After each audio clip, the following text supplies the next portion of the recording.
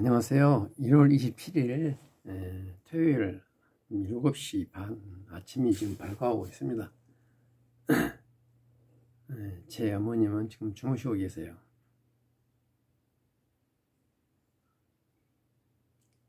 제가 어제까지 가족 요양에 대해서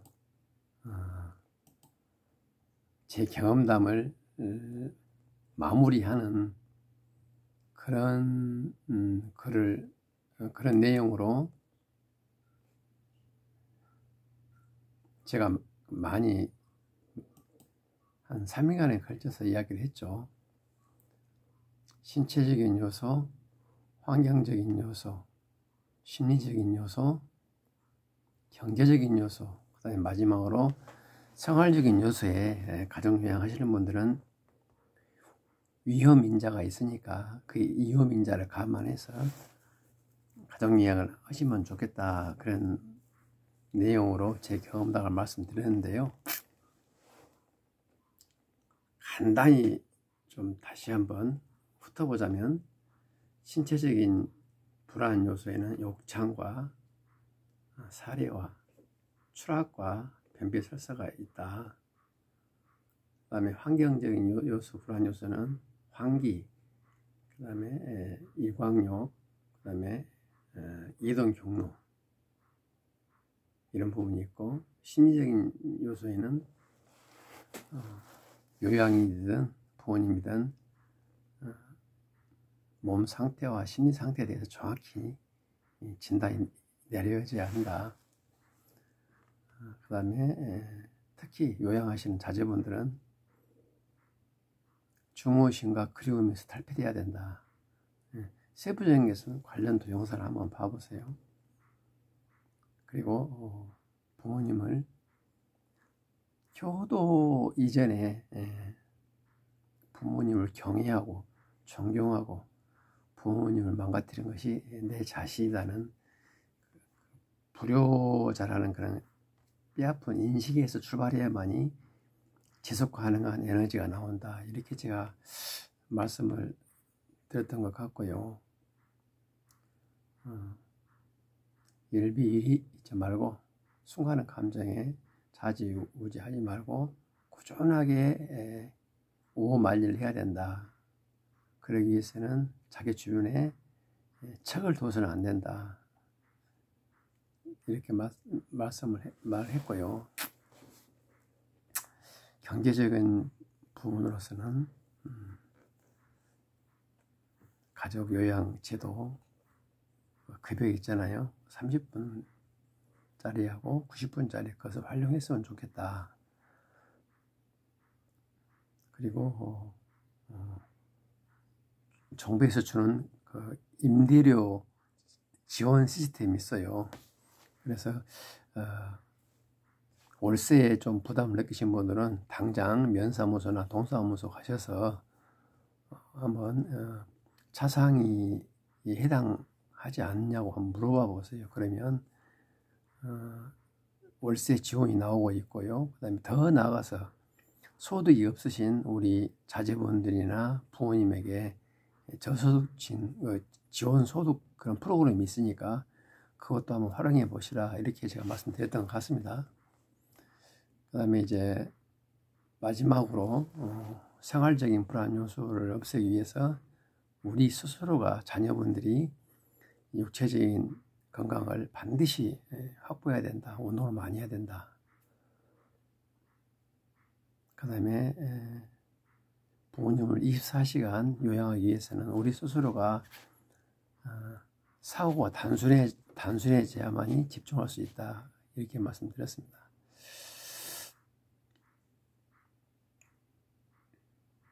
뭐 대충 이렇게 이야기한 것 같고요.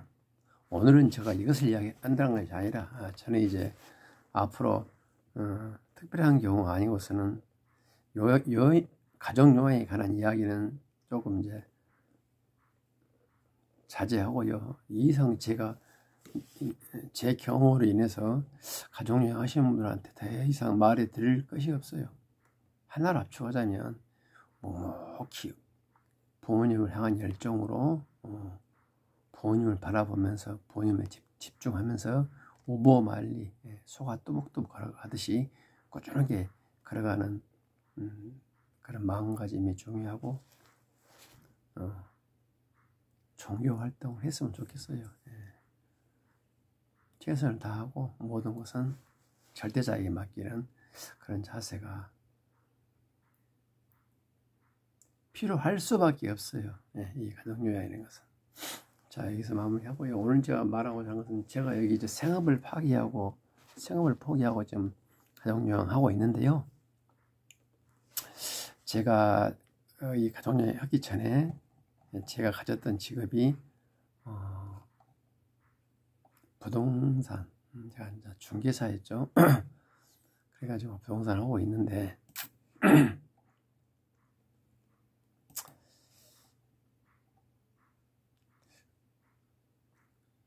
저는 이 부동산 흐름에 대해서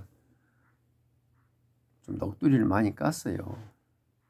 그래서 오늘은 부동산 이야기를 하고 싶은데 결론적으로는 향후 적어도 한 5, 6년은 부동산은 좀 절제하자, 이 말에 대해서 한 10분간만 좀 썰을 풀까 합니다.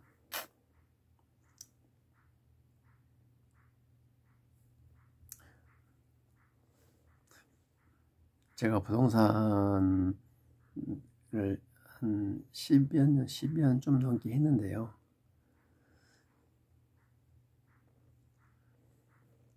부동산을 이렇게 하다 보니까 제 깐에는 보여요. 보이는데 제가 워낙 종잣돈이 없어서 저는 부동산으로 돈을 벌지를 못했고 IMF 때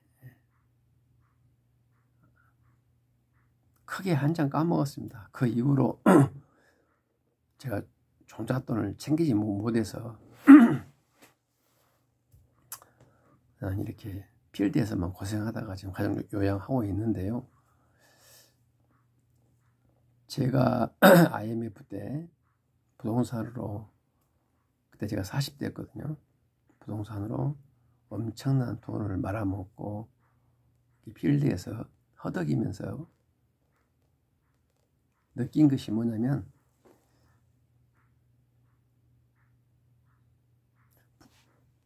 부동산은 기본적으로 경기가 좋아야 되고 인구가 뒷받침 돼줘야 되고 마지막 세 번째가 사회 분위기가 좀 절제력이 있는 분위기가 돼요. 절제력이 있는 분위기다, 이 말은 좀 풀어서 이야기하자면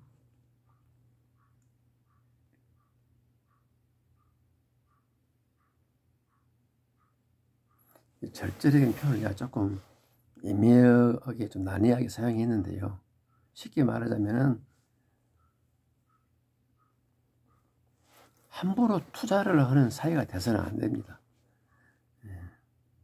그러면 그 사회는 개인이 됐든 사회가 됐든 기업이 됐든 나라가 됐든 죽으려고 호흡 조절하고 있는 거예요. 투자가 많고 소비가 많으면 경기는 일시로 성장을 하죠. 부동산도 경기도 좋아지고 소득도 일정 부분 늘어납니다. 근데 그게 장기화되면, 제가 여기서 장기화라는 개념은 또 여러 가지 검토가 돼야 텐데요. 쉽게 말하면 그런 생활이 5년 이상 되면 다 죽게 돼 있어요.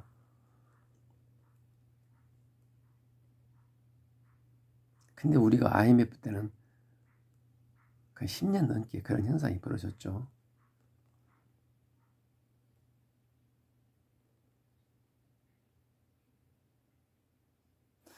그러니까 인구도 정체고, 그 다음에 사업 아이템, 먹거리 분야가 그렇게 많지는 않아요. 우리나라가 자원이 빈약한 것은 두 번째 치고.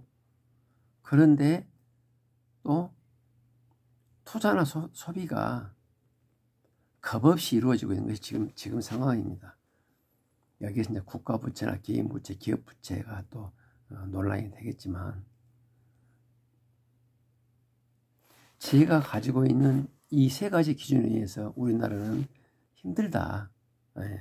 좀 조절해야 된다. 템포를 줄일 수밖에 있는 자연의 순리 아니겠습니까? 더더군다나 세계 경제가 지금 불확정한 그런 상황이 아니겠어요. 다행히 우리나라가 그래도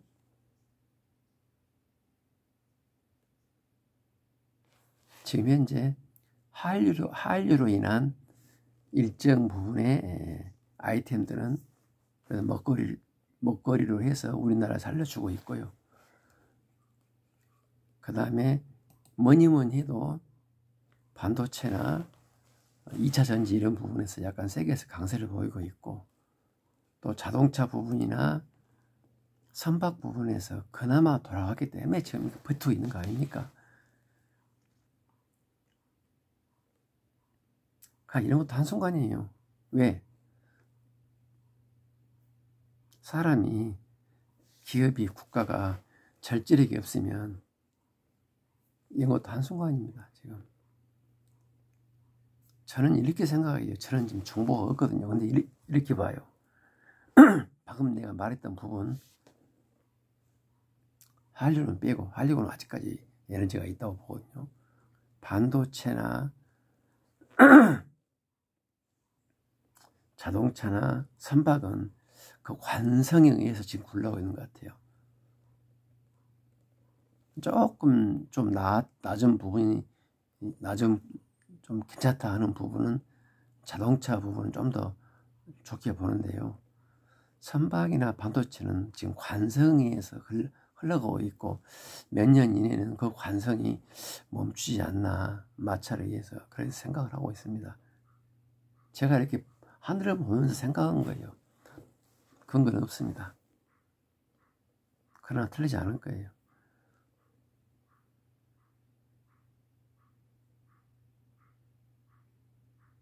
다행히 신이 우리 민족에게 부존자원을 주지 않아서 우리는 본능적으로 어떤 생각을 하면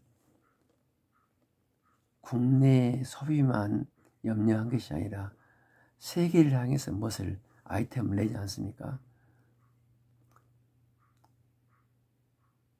우리나라가 인구가 적고 부존자원이 없으니까 우리가 세계에서 WTO 체계하에서 살아남기 위해서는 세계를 향해서 아이템을 펼쳐야 된다는 이 본능을 우리한테 일깨워줬기 때문에 그나마 우리가 지금 버티고 있는 겁니다. 반면에 중국이나 일본은 국내의 소비만 해도 먹고 살기 때문에 이 사람들 아이템은 세계를 향해 있지 않아요. 국내를 향해 있어요. 그러니까 생명력에 한도가 있죠. 이런 본능 때문에 우리나라는 상당히 지속 가능할 수 있는 그런 염색체를 가지고 있어요. 그건 호재죠.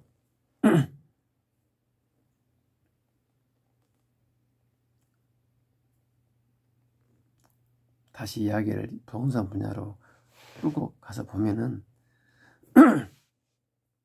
우리나라 부동산은 지금 완벽한 가분수입니다. 무게중심이 위에 있어요. 지금 약간 부동산 경기가 침체했다 하나 위에 있는 것이 목도 안 왔어요. 지금 코나 눈에 앉아 있어요. 이 말은 무슨 말인 거니? 부동산 경기 침체는 지금 초기입니다. 초기. 우주 역사가 100매덕, 지구 역사가 40매덕 그런데요. 40매덕에서 1억 지났다 해봤자 이제 초기잖아요. 초기. 그렇게 생각하시면 됩니다. 부동산을 지금 홀딩 하셔가지고 가격이 빠지신 분들은 지금이 바닥이겠지 생각하실 수 있어요. 왜? 벌써 한 1년 지났고 고통이 너무 심하잖아요, 그분들이. 그래서 이제 탈출하겠지 생각하실려나 모르겠습니다만은 아니올시다고 저는 봅니다. 아직 멀었어요. 예.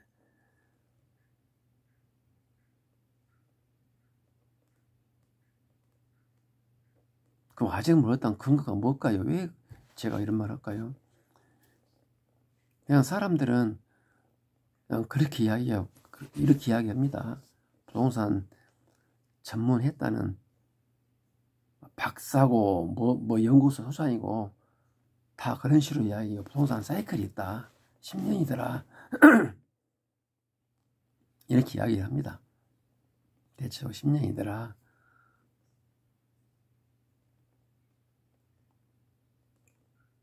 그 다음에 특별한 먹거리가 없으면 그것이 10년이 아니라 20년, 30년도 가더라.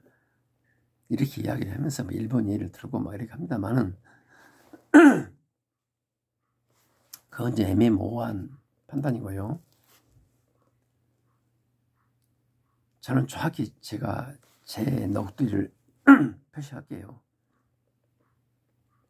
부동산은 인구하고 소득을 먹고 사는 기생충입니다. 근데 부동산을 이렇게 전문으로 했다 하는 분들도 이 부분에 대해서 설명이 많이 부족하더라고요. 감각적으로 말하고 있어요.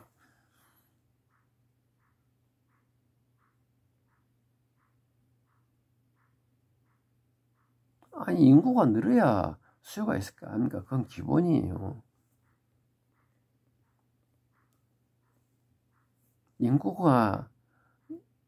인구는 출산율하고 틀려요.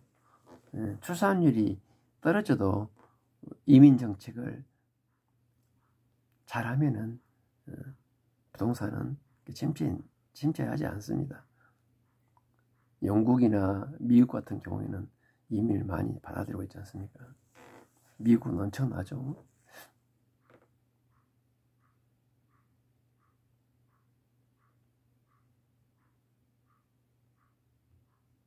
우리나라가 이 PF가 참 국가적으로 원흉입니다, 원흉. PF란 제도 때문에 누가 먹고 살았습니까? 나무 돈을 빌려다가 돈 번 사람들. 그런 사람들이 지금 현재 우리나라 건설사입니다. 이제 건설사 수요가 줄어드니까 PF도 약간 지금 은행에서도 쉽게 안 해주죠. 아직도 근데 은행에서 해줘요. 아직 정신 못 차린 사람들 은행 많이 써요. 은행도 곡소리 날 겁니다, 앞으로.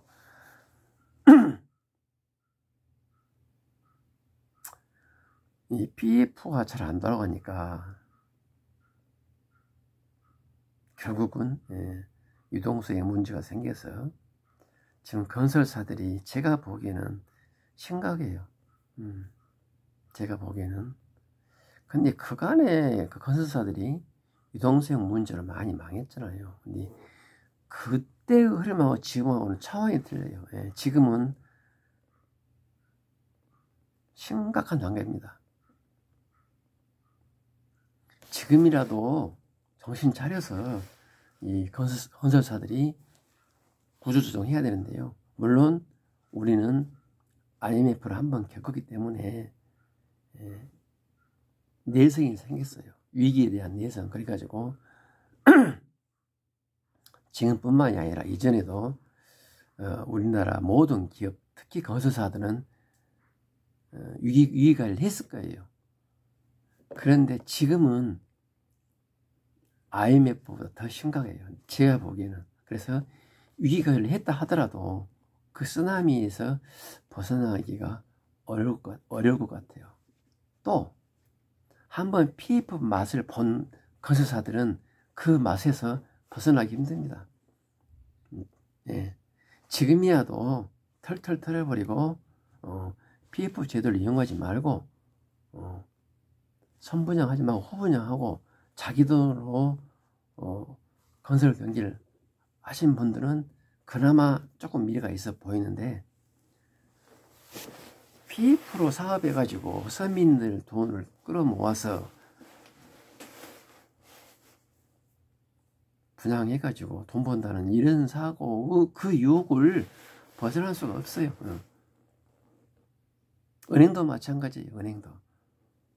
은행도 PF 제도를 활용한 그 맛을 벗어날 수가 없어요. 결국은 동반 같이 죽는 거죠.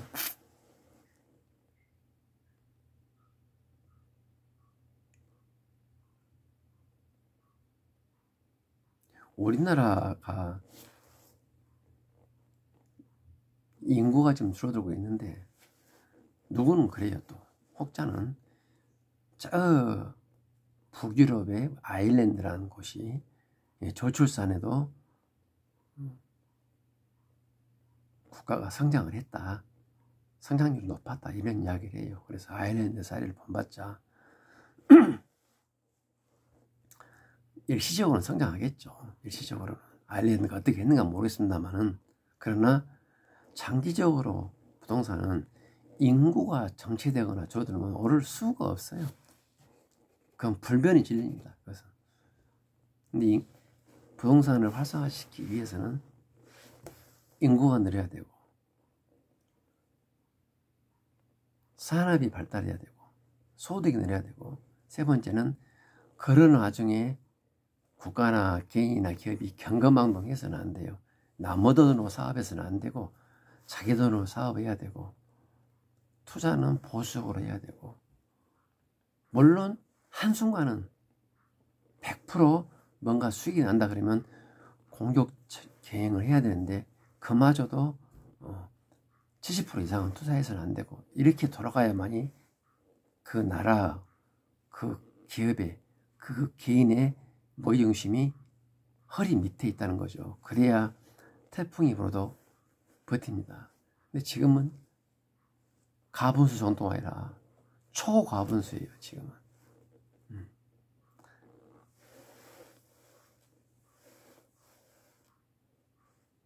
더더군다나 우리나라는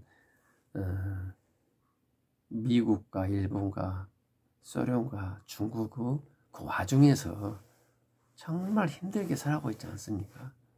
나가서 남북한에 그런 불씨가 좀 있죠.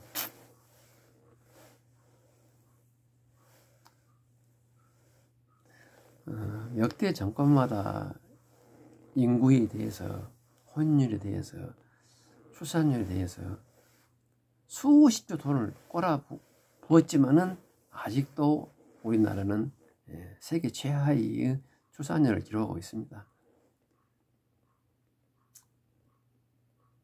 참 신기하죠.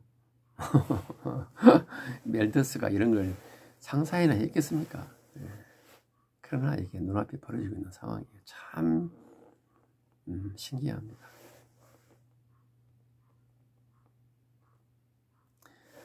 출산율에 대해서는 별도로 이야기해도 몇 시간 이야기했기 때문에, 이야기를 소재이기 때문에 제 생각으로 딱 한마디만 할게요. 현재 역대 정권들이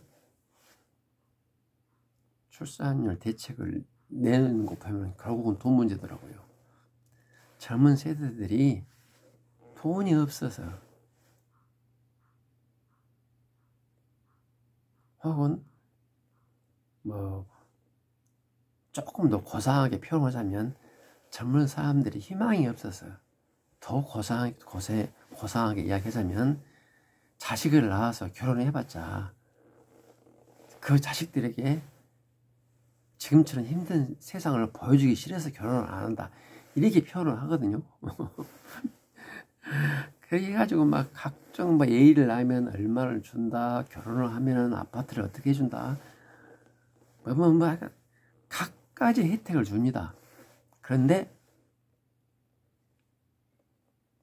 어떻습니까? 출산율은 다 떨어지고 있죠. 그렇다면 진단과 처방은 틀렸던 것은 이미 증명이 됐어요. 최근에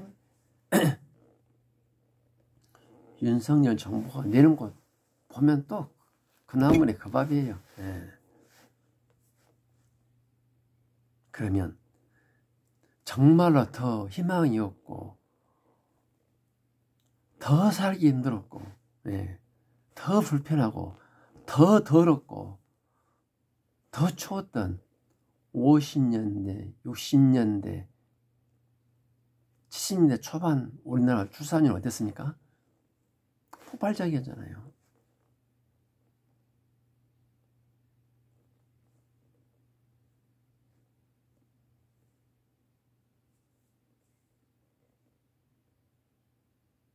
출산율 문제는 돈은 문제가 아니에요. 돈이 없어서, 집 살 돈이 없어서, 애들 교육비가 없어서 결혼 안 한다? 얘기 못 한다? 이거 아니다 그 말입니다. 그건 뭡니까 출산 문제는?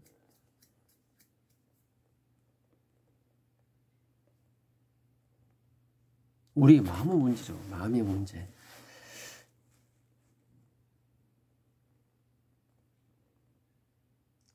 이 마음의 문제는 어쩌면 시대의 문제라고, 시대의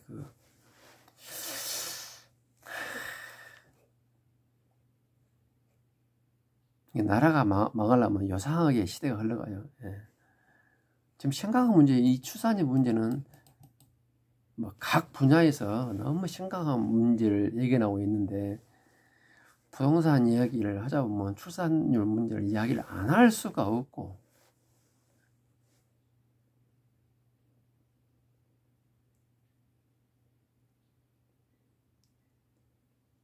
옛날에 저만 하더라도 저는 30세에 결혼했는데요.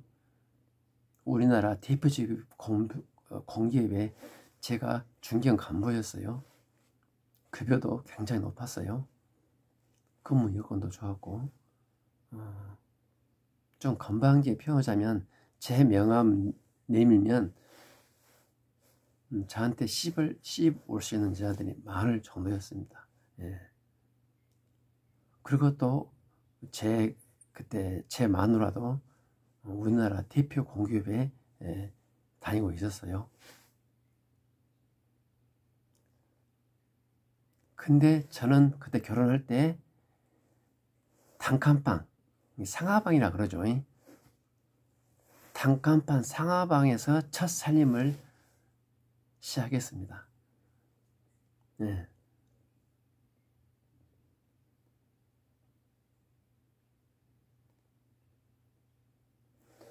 거짓말 하나도 안 하고 우리나라 대표 공기업이에요. 놈들이 볼 때는 정말 이제 환상의 커플 누구 하나가 박수치면서 우리 결혼을 축하하지 않은 사람이 없는 그런 삶이었고요. 그런 부부였고, 그럼에도 불구하고 바로 앞에 그 상하방 옆에 쪽문이 있어요. 거기 열면 바로 하수구 입구예요. 냄새가요 얼마나 나는지 몰라. 하수구 냄새. 그 하수구 옆에 사신 분들 제 마음 이해하시죠? 물만 열면 하수구 냄새가 펑 나요. 그러면 제 마누라 망에 토했습니다. 그런 곳에서 제가 그 좋은 직장, 그 높은 급여에도 불구하고, 물론 집 살 돈은 없었죠. 그렇게 들어 살겠죠. 거기서 첫 살림을 시작했어요. 거기서 몇 년간 살았습니다. 방 하나에 방 하나. 방 하나인데 부엌도 없어요. 부엌은 어떻게 했냐. 뒷담에다가, 주택 보면 뒷담 있죠. 주택하고 담 사이에 거기에다가 가스레인지를 놨더라고, 주인이. 그런데도 제가 살았습니다. 이것이 그 시대였어요. 네. 물론 제 또래의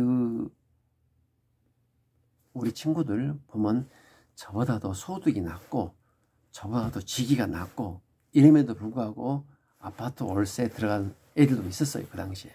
네. 저는 그러나 제가 그들보다 더 직위가 높고 급여가 많고 더 직장도 높을 뿐더러 직위가 더 높았어요. 소득도 많았어요. 그래도 저는 거기서 이렇게 첫 살림을 시작했거든요.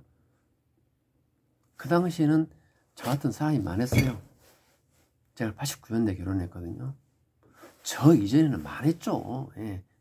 저 이전에는 당연히 결혼하면은 단칸방에서 살거나 부모님하고 같이 살았지. 어디 아파트나 개인 주택으로 해서 첫 살림을 시작합니까? 그러진 않았어요.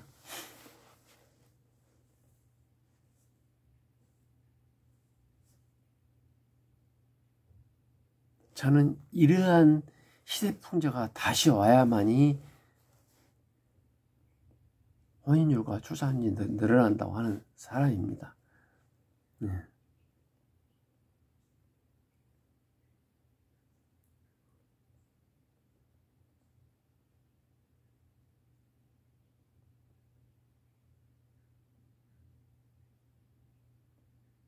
집이 없어서 결혼 못한다.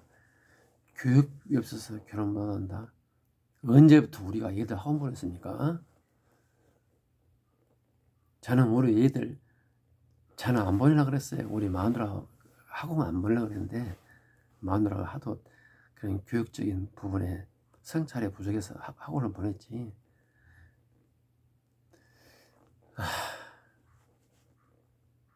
제가 요즘 주택 문제 혹은 소득 문제 이런 문제로 결혼을 안 한다 해서 정부에서 내놓은 정책이 틀리고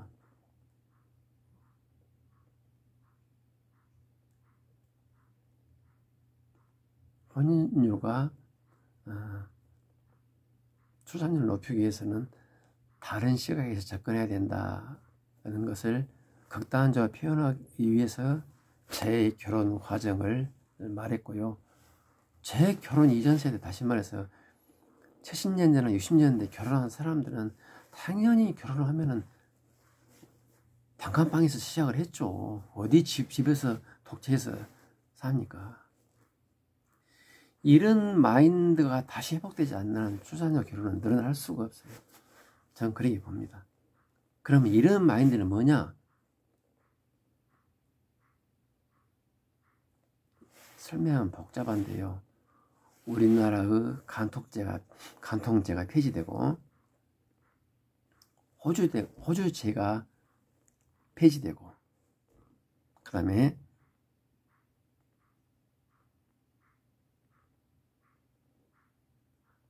나는 좀 힘들지만은 우리 자식은 내가 좀 잘 키워야 되겠다 이런 마음가짐이 언제부턴가 우리들한테 사라져버렸어요. 그 결정적인 화약이 바로 간통죄 폐지와 호주제 폐지입니다. 그다음에 여권 신장입니다. 여권 신장이라고 표현한 건 잘못됐죠. 그것은 뭐라고 하니 우리가 인생에 대해서, 이 삶에 대해서 좀 망가뜨리고 있는 거예요. 저는 딸이 둘이 있거든요. 시집 갔습니다만은 저는 남녀 평등을 누구 못지않게 강조한 사람입니다만은 여권 신장이라는 빌미로 여자 역할을 망가가면은 그건 안 됩니다. 절대 안 됩니다. 예. 여자 역할은 뭡니까? 간단히 말하자면 우리가 다 어릴 적 생각해 보세요. 집에 왔어요. 왔는데 엄마가 밭에 가고 없어. 그럼 우리가 어쩌나요? 배고프잖아요.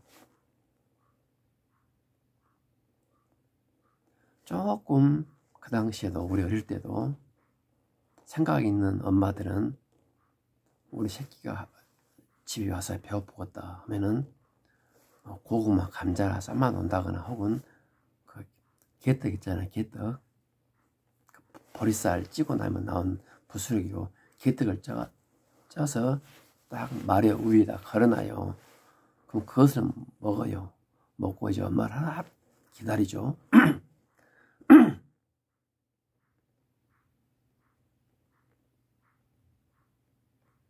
또 이렇게 말하면 어떨까요? 우리가 성장 과정에서 여러 유혹이 있죠. 그래서 가출한 사람도 많이 있고 사춘기 겪으면서 세상의 모든 유혹을 겪으면서 우리가 새 길로 빠지지 않고 올바르게 클 수 있는 것은 엄마 때문일까요? 아빠 때문일까요? 저는 단연코 어머니 때문입니다.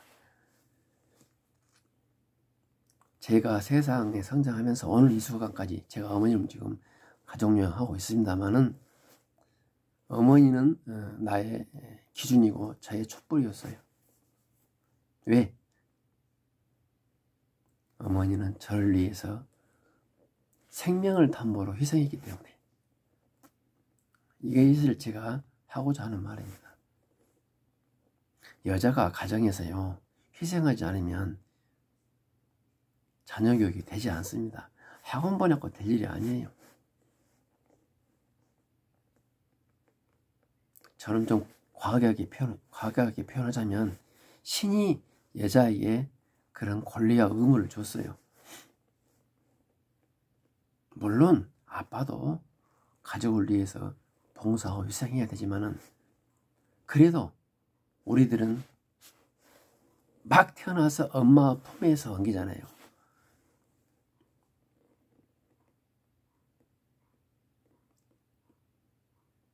그 엄마의 품은 우주 품입니다. 예. 우주예요, 엄마의 품은. 그런데 그런 엄마가 새끼들을 위해서 희생하는 것은 그 아이가 말을 안 해도 다 보고 자라요. 그래가지고 이 사회에 또 훌륭한 인재가 되고 성장을 하죠. 그런데 이 엄마가 여권 신장이라는 이유로 집에서 큰 소리를 치거나 자기 생활을 많이 하거나 아이 앞에서 남자에게 대들거나, 물론 이것은 또 상대적입니다. 남자가 아주 못되면 여자도 큰 소리를 치야겠죠. 어쨌든 간에 그런 것이 누적이 되다 보면은 그렇게 보고 자란 아이가 나중에 결혼을 하겠어요. 아무리 북한의 지금 북한은 예를 들어보자고요. 북한은 지금도 보니까 탈북자 이야기를 들어보니까 거짐 의식 수준이 조선시대 수준 같더라고요. 근데 애를 많이 낳아요. 더 살기 힘든데 우리나라 봐도.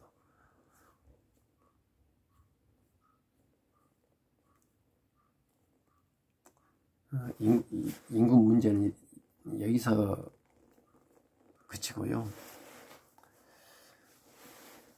다시 부동산 이야기로 또 돌아가서 지금 우리나라 건설 경기나 부동산 경기가 아주 힘들다. 초기다. 지금 부동산을 가지고 계신 분들은 제가 부동산 했던 사람으로서 두 가지 경우에는 다 처분했으면 좋겠어요. 첫 번째는 교통요지. 자타가 공인한 교통요지는 IMF가 아니라 IMF 할애비가 오더라도 아마 견딜 수 있을 거예요. 이런 부분은 딱히 처분할 이유가 없으면 홀딩하는 게 좋겠고, 좀 기회가 되면 다시 사셔도 관계없을 것 같아요.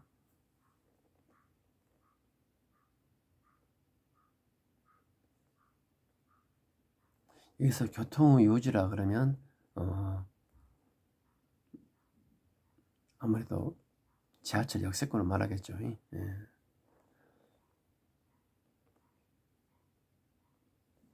그 다음에 아주 풍광이 좋은 곳. 교통요지는 도심이고요. 아주 풍광이 좋은 그런 촌 땅. 이 두 개 외에는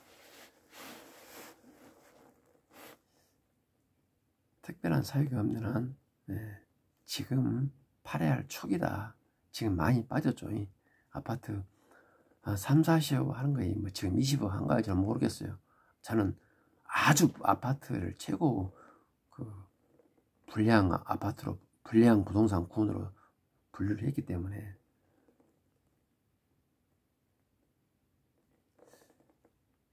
그러니까 2021년도 기준으로 해서 거짐차는 5분의 1 수준으로 빠져야 한다고 저는 주장하는 사람이에요.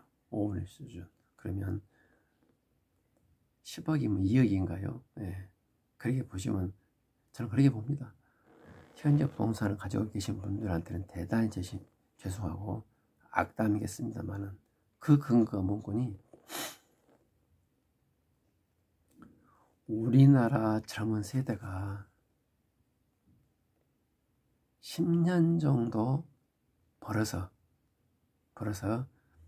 약간의 대출을 하면 아파트 가격의 한 20% 정도 대출을 받아서 살 수 있을 정도로 부동산은 빠져야 됩니다. 그게 제 지론이에요. 그게 안 되면 사회가 아니죠.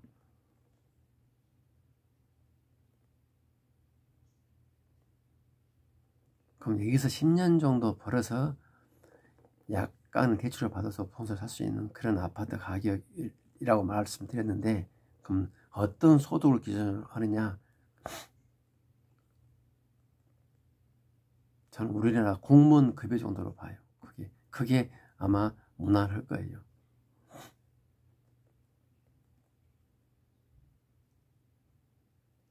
근데 우리나라 공무원 9급 아니 좋아, 한번 7급으로 합시다.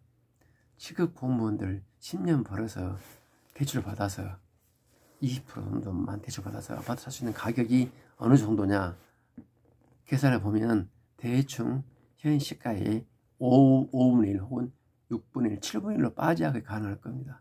그래야 사회가 선순환이 돼요.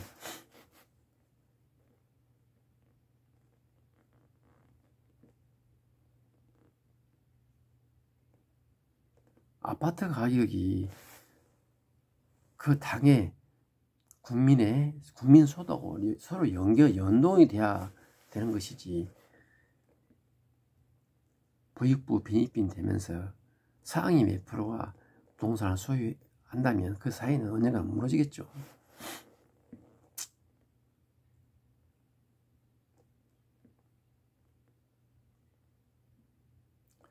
건설 경기는 전방 효과, 후방 효과 있어가지고 사회 전반적으로 경기를 부양하는 효과가 있어요. 그래서 건설 경기를 정권 들어설 때마다 부양시키려고 하죠.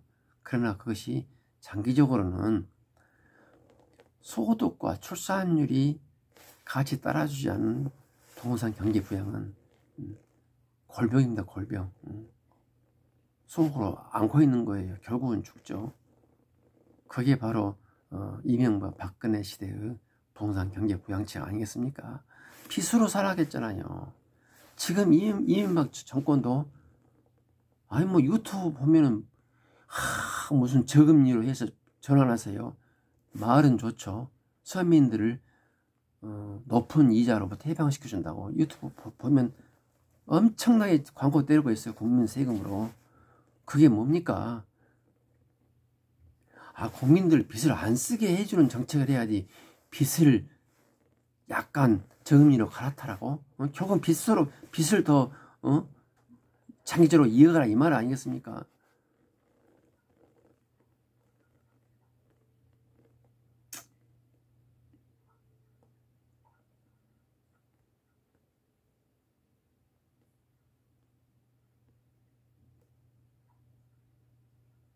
지금 우리나라 이 기업 가계부채가 저는 이제 말하기도 싫어요. 몇 조 아니라 1000조가 넘은 것이 언제입니까? 지금.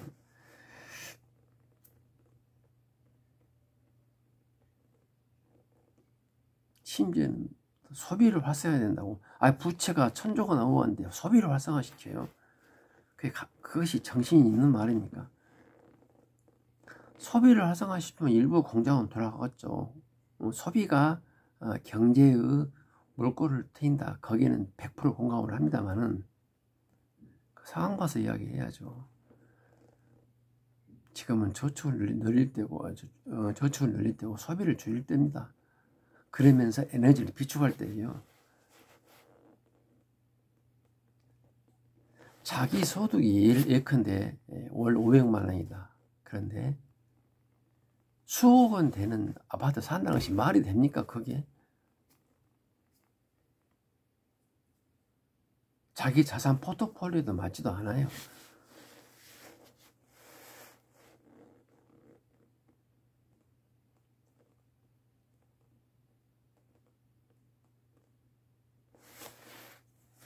일부 또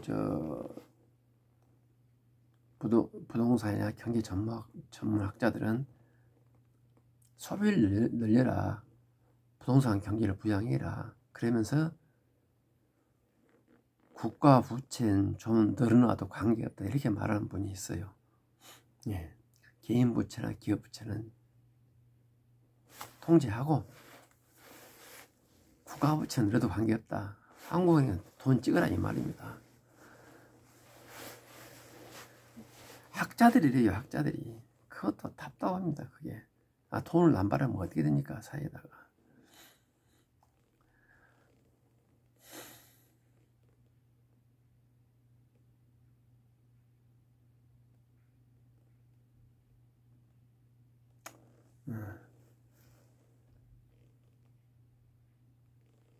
제 생각이 너무 보수인가는 모르겠습니다만은, 우리나라 부동산 정책은 우리나라 소득, 우리나라 개인 소득 있죠, 그거하고 서로 연동이 되게끔 부동산도 올라야 된다, 그렇게 말씀드리고 싶고요. 일부 건설사들이 떼돈을 버는 PF 제도는 없어져야 합니다. 저는 그렇게 봅니다. 그리고 정하려면 선분양, 후분양 제도를 해라. 아파트는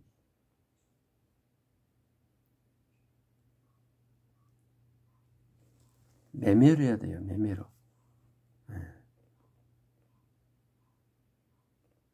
지어놓고 팔아야 됩니다.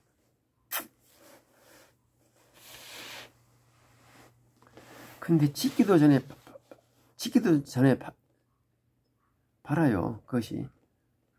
그리고 개인 돈으로 분양받은 사람 돈으로 지으면서 마치 자기 돈으로 지은 것처럼 지금 하고 있잖아요. 그러면서 또 등기는 자기 앞으로 해요. 자기 돈 나오면서 고기구 돈으로 아파트를 지었는데 최초 등기는 또 건설사 명의로 하죠. 그래가지고 수분양자에게 등기를 넘겨요. 이건 또 무슨 일이랍니까, 이게 또. 지금은요, 엄격히 보면 이건 도급이에요, 매매가 아니에요. 지금은 법률적으로 봤을 때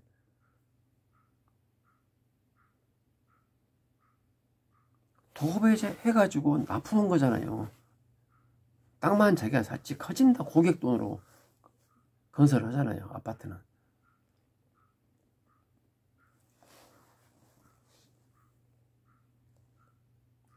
이것은 국가 지방세와도 관계가 돼요. 이게 얼마나 넌센스입니까?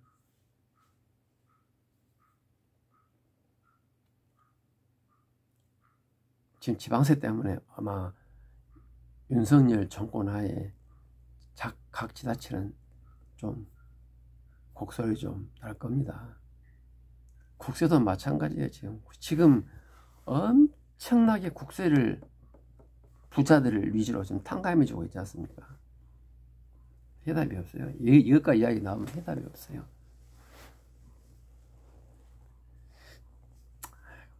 그 이야기 하면 또 정치 이야기가 나오니까 여기서 마감하고요. 결론적으로 말해서 인구를 늘리기 위해서는 우리나라가 마인드가 조금 더 60년대, 70년대로 가야 돼요. 그런 상황으로 가야 돼요. 그러기 위해서는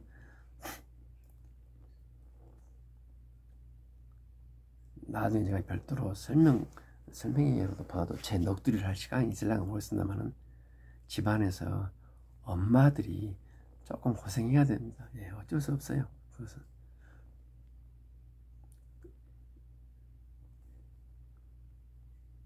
그렇다면 또 이렇게 말하는 사람들이 있어요. 야, 미국은 엄마들이 고생 안 해서 저렇게 출산율이 높냐? 이렇게 말하는 사람이 혹간에 있을 수도 있어요.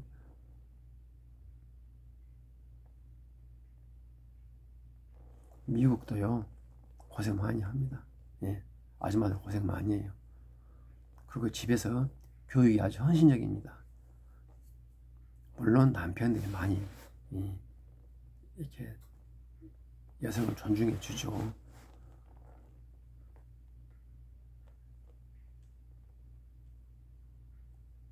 여성가족부가 생겨가지고 인구가 더 빠진 것 기억하십니까? 여성가족부가 생겨가지고 출산율이 더 저하된 거 알고 계십니까? 네. 여권 신장이 나타난 것부터 인구 출산율이 빠지는 거 알고 계십니까?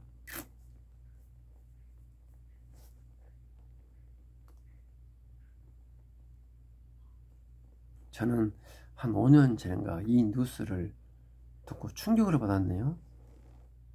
아이가 얘기를 낳았어요. 아이가 집에 있어요.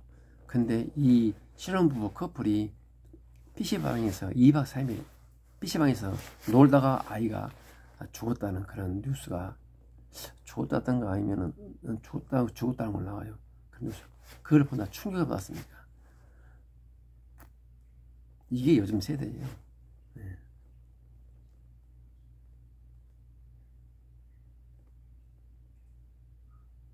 우리 젊은이들의 그 마음, 생존하고 먹고 살아야 된다, 부모님 은혜에 보답해야 된다, 이런 마음가짐이 언제부턴가 사라졌어요. 이게 중요합니다. 이것이 혼인율, 출산율하고 굉장히 관계가 깊어요. 이건 다 어른 책임이죠. 우리 기성세대 책임입니다. 이것도. 그래서 돈이면 다 먼저부터 우리나라가 부자 됐어요, 이런 인사는 안 해야 돼요.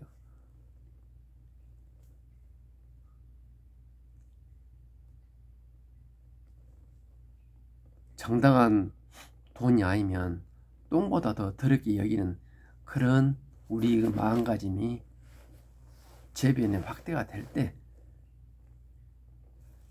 출산율은 아마 늘어날 겁니다. 그러기 위해서는 우리 사회의 모든 부분에 공정룰이 확립이 되고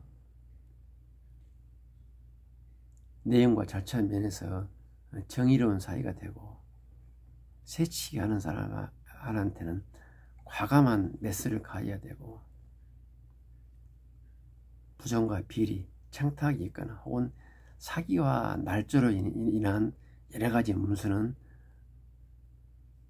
철저히 뿌리를 파서 남을 모함하기 위해서 혹은 정적을 죽이기 위해서 혹은 자기가 튀기 위해서 그런 사기와 날조나 모함을 했던 그런 것에 대해서는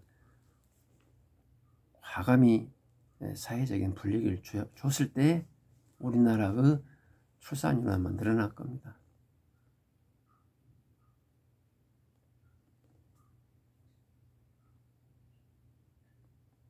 저는 그렇게 생각을 해요. 어마어마한 함수가 있는데 이것을 진단하고 처방을 하면은 꼭 피기감 갖고 멀리 돌아간 것 같죠. 얼른 얘기 하나 나면 얼마 주고 신혼부부 되면은 신규 주택 구입하면 얼마 해드지고 이것이 처방인 것 같으나 그게 아니다고 저는 말씀드리면서 제가 부동산을 좀 몇 년 했다는 그 죄로 넋두리 좀 했습니다. 시간 가는데 제 말이 좀 흥미로웠으면 좋겠습니다. 감사합니다.